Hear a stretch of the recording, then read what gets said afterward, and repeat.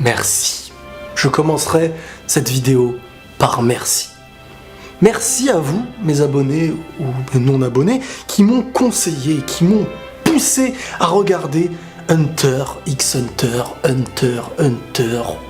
bref, ce chef-d'œuvre, cette histoire que j'ai fini aujourd'hui en fait. J'ai terminé aujourd'hui l'animé Hunter x Hunter et j'étais dans l'obligation de vous faire une vidéo où je vais vous parler comme ça, comme si j'étais devant vous, pour vous donner mon ressenti, pour vous donner les messages que j'ai ressentis dedans, que j'ai pu apercevoir. Ce chef-d'œuvre qui est un petit peu... C'est quelque chose, Hunter x Hunter, une œuvre, où on ressent, j'ai envie de dire, l'ancienneté, l'ère d'avant. C'est-à-dire l'écriture qu'il pouvait y avoir quand le manga n'était pas ce qu'il est aujourd'hui. C'était vraiment travaillé d'une manière ancestrale. Et on le voit même à l'intérieur de cet animé ou de ce manga, dans les tenues, dans certaines références, dans beaucoup de petites choses. Alors j'ai vu la version 2011 et pas la première version. J'ai regardé quand même un petit peu le début pour voir un petit peu la différence. Et il y a des petites différences qui ont leur utilité. Bref, c'est un petit peu un genre de Dragon Ball Kai pour Dragon Ball Z. Et là, c'est Hunter x Hunter 2011 pour le Hunter x Hunter qui était de l'époque. Bref, cet animé m'a choqué. Cette histoire m'a envoûté. Comment vous dire que Hunter x Hunter, bien que, en soi, il y a des moments où je regarde, je suis pas fanatique de ce que je vois. Il y a des choses, parfois, même dans Hunter x Hunter, des personnages, des apparences qui ne sont pas ce que j'aime le plus. J'aime beaucoup, moi, ce qui représente le réel et ce qui est beaucoup proche de l'irréel dans les formes, dans les petits monstres, dans les trucs bizarres. Ça n'a jamais été mon kiff. Mais c'est une aventure. Et c'est une aventure un petit peu comme je la ressens quand je joue à un jeu RPG, du début à sa fin, que j'y joue pendant 1 an, un petit peu comme à l'époque les Final Fantasy, quand j'y jouais. C'est-à-dire qu'au début, tu y joues et tu rentres, tu ouvres une porte, et quand tu sors de cette porte, tu sais que cette histoire-là que tu as vécue, elle restera toute ta vie dans ta tête et dans ton cœur, oui. Donc, Hunter x Hunter, c'est le chef-d'œuvre que si tu as envie de rentrer dans une histoire, que vous aimez les animés, franchement, je suis dans l'obligation de vous dire d'aller regarder Hunter x Hunter. Alors, moi, dans Hunter x Hunter, étant donné que j'ai vu Naruto avant Hunter x Hunter, mais que Hunter x Hunter est sorti avant Naruto, je sais, hein, ça, on dit pas Hunter x Hunter et pareil, on dit Hunter Hunter. Mais laissez-moi dire Hunter x Hunter, s'il vous plaît. Donc moi, j'ai regardé Naruto avant. Et en regardant Hunter x Hunter, j'ai compris beaucoup de choses. Et même un petit peu de One Piece, Hunter x Hunter est un petit peu la racine dont s'est inspiré un petit peu... C'est mon opinion. Après, peut-être ça n'a aucun sens, mais c'est mon opinion et j'en suis convaincu que One Piece et Naruto ont puisé certaines petites choses, certaines racines qu'ils ont fait éclore de manière différente bien sûr, mais ils ont pris dans Hunter x Hunter beaucoup de choses. Déjà rien que le frère de Killua là, c'est pour moi du Itachi. Je dis pas que c'est la même forme, je dis pas que c'est le même humain et tout, mais voilà, le frère qui a l'air de détester au début le petit frère, qui a l'air de le manipuler, qui le pousse en fait un petit peu à devenir plus fort et qui traumatise indirectement Killua à ses débuts. Bon, au passage, il y aura du spoil dans cette vidéo, mais logiquement, si tu vois le titre de cette vidéo, t'en es conscient. Dans cet animé, le message est incroyable parce que ça commence avec un enfant qui se nomme Gon et qui a pour objectif en fait de retrouver son père. Parce que son père a l'air de l'avoir abandonné étant petit. Lui, il a été éduqué par une dame qui n'est même pas sa mère. Son père est parti, mais on apprend que son père est parti pour vivre son rêve.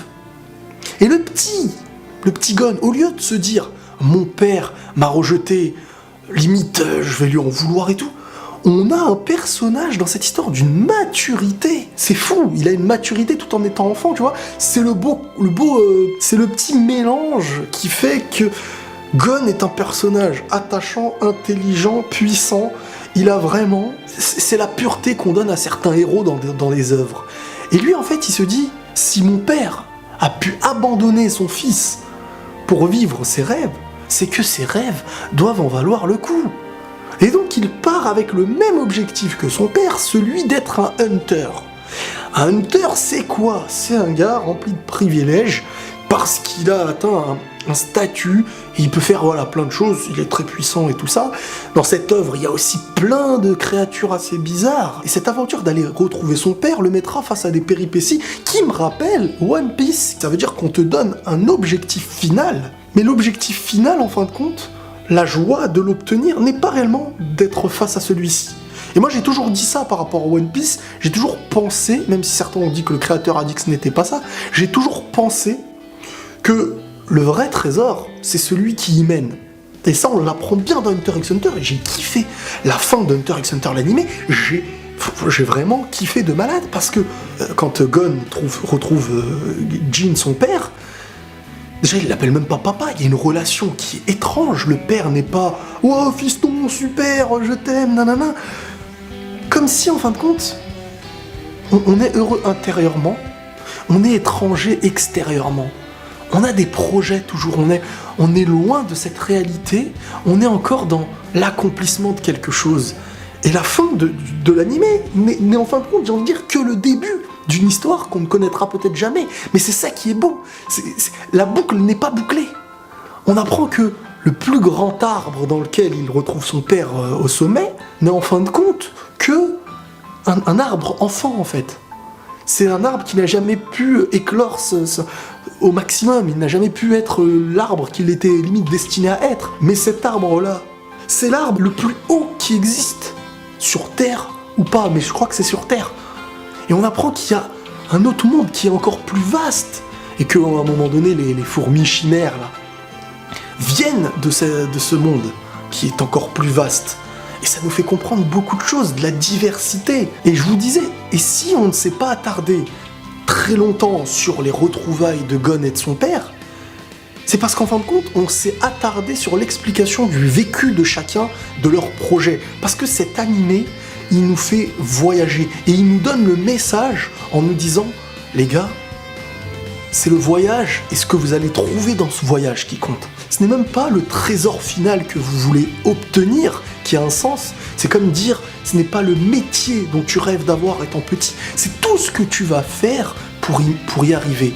Cet entraînement, cette difficulté, ces épreuves, les amis que tu vas faire, la famille, la nouvelle famille que tu vas faire grandir en quelque sorte. Killua, Léolio, Kurapika, cette aventure dans le jeu vidéo, là, Island machin, tous ces objectifs-là n'étaient que pour trouver le père de Gon, pour Gon lui-même. Et il a connu Killua. En parlant de Killua, un personnage qui lui aussi était dans une famille, la famille Zoldyck, qui sont des tueurs à gages, les mecs. Tu les payes pour tuer, limite. Lui-même a déjà tué dans son passé en rencontrant Gon. C'est un yin et un yang, en fait, qui se sont retrouvés pour former une nouvelle famille. Quand l'un était loin de l'autre, il y avait une tristesse. Quand l'autre était dans une difficulté face à la mort, l'autre était présent. Ça a créé un lien, voilà, on nous a mis le symbole de l'amitié, pas l'amitié, c'est bien, on se tient la main, non, c'est le symbole de l'amitié. Le symbole qui est de cette aventure et de cette avancée ensemble dans la difficulté, dans les bons moments, quand Gon n'a pas voulu que Killua s'approche ou se mêle d'un combat, Killua la garde en tête jusqu'à la fin de cette histoire. Et à la fin, il lui a ressorti ce qui l'avait dérangé. Killua, le lien qu'on a pu voir à la fin avec sa petite sœur, et tout plein d'autres trucs, ça nous montre en fait que malgré les péchés, j'ai envie de dire, qu'il a pu commettre, les crimes et tout ça, ça restait un enfant pur. Il faisait les choses sans s'en rendre compte. Et sa pureté, dans cette histoire, se perçoit par plein de manières. Le fait de ne pas trahir, le fait de protéger sa famille. Il y a un instinct de justice aussi qui est fait d'une promesse, par exemple à Gon, quand tu lui promets quelque chose, il ne va pas dire « je ne te crois pas ». Il va clairement être dans une situation où il se dit « bah si tu me l'as promis, c'est... » Tu vois, il est face à une réalité. Pour lui, le mensonge limite n'existe pas. Mais si tu le trahis, il devient quelque chose de complètement fou. Quels ont été mes moments préférés, on va dire, de cet animé? Comme je vous ai dit, c'est très long à construire. Hein. Les arcs se construisent très longuement. Quand t'es dans l'arc, parfois t'es pressé. Mais à la fin, t'es heureux parce que t'as vécu quelque chose de long. À l'inverse, par exemple, on va comparer l'incomparable, mais quand tu vois l'arc du tournoi du pouvoir dans Dragon Ball, le tournoi se termine, voilà, t'es comme ça. Mais quand un arc, par exemple l'arc des fourmis, se termine, il y a eu des choses. Si on te remet avant l'arc, c'était il y a 1 an ou 2 ans en avant dans ta tête, tellement il s'est passé des choses, tellement t'as rencontré des personnes, tellement ça a fait évoluer ton personnage principal. Donc j'ai bien aimé cet arc-là, qui était rempli de messages, mais surtout qui a fait naître un personnage que j'étais impatient de découvrir, les amis, c'était Meruem. J'étais impatient de découvrir Meruem, parce que c'était quelqu'un, déjà son image, lui je pense qu'il est inspiré de Cell. Tu vois, chacun s'inspire un peu de chacun. Il est sorti avant, c'est clairement sorti après Dragon Ball, si je me trompe pas. Meruem, je le voyais tout le temps, dans les affiches de certains, dans les photos de profil d'autres, dans les trucs. Je me dis, ce personnage, il fait kiffer tout le monde. Pourquoi ? Parce qu'en fin de compte, Meruem, ce que j'ai trouvé en ce personnage-là, il avait la force que personne n'avait, mais il a voulu évoluer d'une victoire, pas au niveau de sa force. Parce qu'au niveau de sa force, il savait qu'il était plus fort. Il voulait évoluer et devenir quelque part la forme parfaite comme celle, mais dans un autre domaine. C'était le domaine d'avoir une victoire au niveau de la compréhension de celui qu'il est, mais aussi la victoire de ce qu'il ne pouvait pas gagner. Et ça, c'était face à la fille Komugi. La fille Komugi qui a clairement changé son existence. Comme quoi aussi le message de ce moment-là, c'était que même une personne qui est limite destinée à gouverner et à tuer tous les hommes peut se voir changer par ceux qu'il va rabaisser le plus et qu'il n'estime même pas. Une petite fille aveugle, qui avait des crottes de nez, tu te dis elle est moche, il n'y a aucun intérêt, qu'est-ce qu'on va faire avec elle ?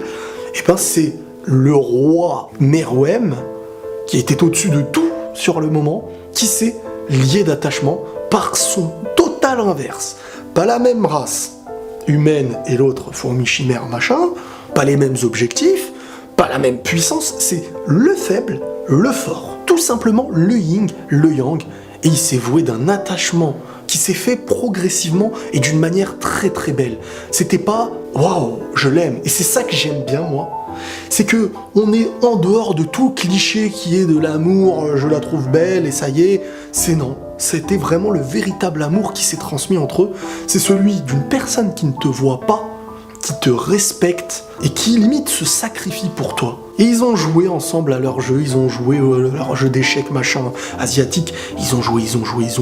Toute leur vie, ils ne l'ont passé qu'à jouer jusqu'à leur mort. Et ils sont morts ensemble. Et je remercie la personne sur Twitter qui m'avait dit d'aller voir la scène sur ADN, parce que moi je regardais sur Netflix, mais Netflix, à la fin, au moment de la mort de Meruem, a coupé une séquence, je sais pas pourquoi, alors que sur ADN, il y avait cette séquence à la fin. Et heureusement qu'il m'a dit ça, parce que j'ai pu aller revoir cette scène qui était très très très belle et très remplie d'émotions. C'était vraiment un message qui était énorme, et cette personne-là, en fin de compte, a fait changer la mentalité de Meruem, qui était entre l'humain et la créature. Il avait un peu des deux en lui, son caractère a basculé d'un côté comme de l'autre. Je voulais aussi parler d'un truc dans cet animé qui m'a énormément fait kiffer et toucher, c'est qu'au niveau de l'écriture du mec qui fait cette œuvre-là, mais comment vous dire que il aime son œuvre. Il aime son œuvre, parce qu'il l'explique. Il te l'explique de A à Z. Quand il y a un combat, tu sais pourquoi un tel a gagné. Il va revenir sur le combat sur un angle différent en t'expliquant qu'il a utilisé cette technique à ce moment-là parce que l'autre ne pouvait pas le voir, etc. C'est qu'il aime son œuvre. Il explique tout. Et dans tous les arcs, c'était pareil. Il te l'explique parce qu'il a la manière de faire, de la comprendre, mais il te montre tous les détails pour que tu sois conscient et que tu vives le moment présent, que ce soit du combat, de l'intention, de l'émotion, peu importe. Dans cette œuvre, il y a des moments mythiques, des positions qui resteront dans l'œuvre à tout jamais. Par exemple, la pose que fait Gon face à Pitou quand il attendait qu'elle soit une Komugi pour ensuite l'emmener à Kaito. Et en parlant de Kaito, ça a été en fait la mort de cette œuvre. Quand je dis la mort de cette œuvre, c'est la personne qui a été morte qui restera gravée dans la mémoire de toutes les personnes qui aiment en fait Hunter x Hunter. Dans la version première de Hunter x Hunter, pas la version longue, en gros celle qui est sortie il y a très longtemps, bah Kaito apparaît au début de l'animé.